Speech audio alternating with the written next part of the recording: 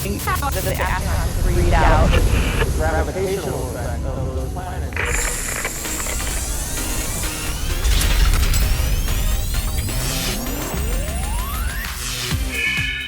Hi, I'm Maria, and this is NASA Now. In 2011, NASA Administrator Charles Bolden announced that NASA was focusing on deep space exploration. This bold initiative includes the development of the Orion Multi-Purpose Crew Vehicle that will propel humans farther into space than ever before. We'll talk with an expert about her role in developing mock-ups of the MPCV and what considerations go into making the next phase of deep space exploration vehicles. That's ahead. First, here's what's happening at NASA Now. Testing continues on the Orion Multi-Purpose Crew Vehicle. NASA successfully conducted a drop test of the Orion Crew Vehicle's entry, descent, and landing parachutes in preparation for Exploration Flight Test 1 in 2014.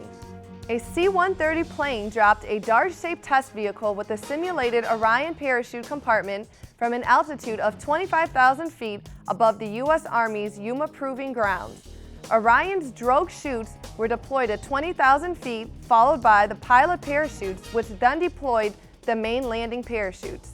The test vehicle landed on the desert floor at a speed of almost 25 feet per second, well below the maximum design touchdown speed of the spacecraft.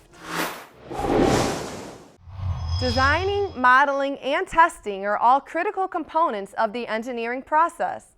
Today, we are going to hear firsthand what kind of effort goes into creating a realistic mock-up of a spacecraft destined for deep space. Christy Sowers, who is the mock-ups lead on the Orion MPCV Cockpit Working Group, will tell us how her group translates engineering designs into functional mock-ups for testing and research.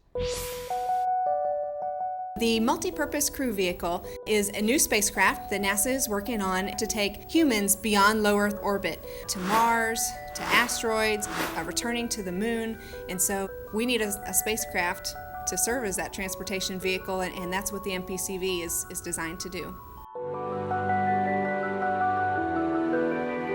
The MPCV has many components. The primary segment that I work on is the crew module, which is that capsule where the crew spends their time in orbit. But some of the other important parts of the MPCV mission includes your launch vehicle with its rockets that help get you up into orbit with multiple stages that complete that process. Then once on orbit, you still have that capsule, but you also have a service module that's attached to it, and that service module has a lot of the various systems, thrusters, consumables that are needed. If you were doing a lunar mission and actually landing on the moon, you would need, with the crew module, to dock with a lander type vehicle and actually use that lander to land on the moon. Once your astronauts were done on the moon, they would return to the crew module and from there do their transfer back to Earth orbit and finally their re-entry to Earth. And it's a total of 3 main chutes that then allow the crew module to softly land. One area that I focus on is creating full-size mock-ups in which we can actually bring the spacecraft design to life and get in and test out the design, make sure that it meets the requirements, that the astronauts can reach everything they need to, they have enough volume to get it done, that they can do it in an efficient way. In order to create a full-size mock-up of the flight design is to first get a hold of the CAD models that flight design is based on and be able to build your own replicas of that to mimic the overall critical dimensions, especially the user interfaces that are so critical in assessing the human use of the hardware. And so then we basically will redesign the flight type components into manufacturable, lower cost hardware that we can build and put in the mock-ups.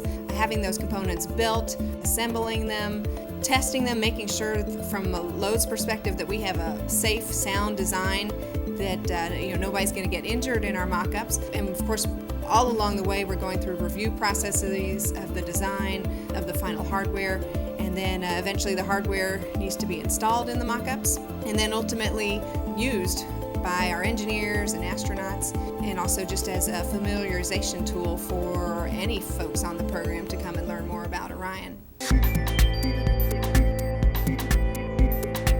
During launch, the crew could see up to around 3G on their body.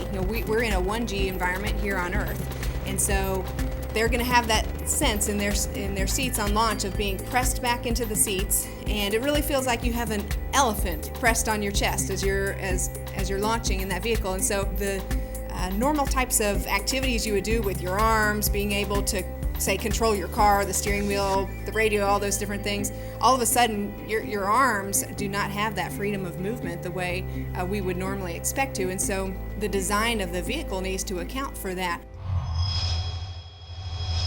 You just saw how everything that goes into space is designed for safety, function, and efficiency. Try this project on for size. Teachers, here's a way to have your students test their engineering design skills using simple products. Look for Engineering Design Challenge Spacecraft Structures. You'll find it on the NASA Explorer School's virtual campus. Well, that's it for NASA Now. Be sure to visit our Facebook page and leave a comment. We'll see you next time on NASA Now.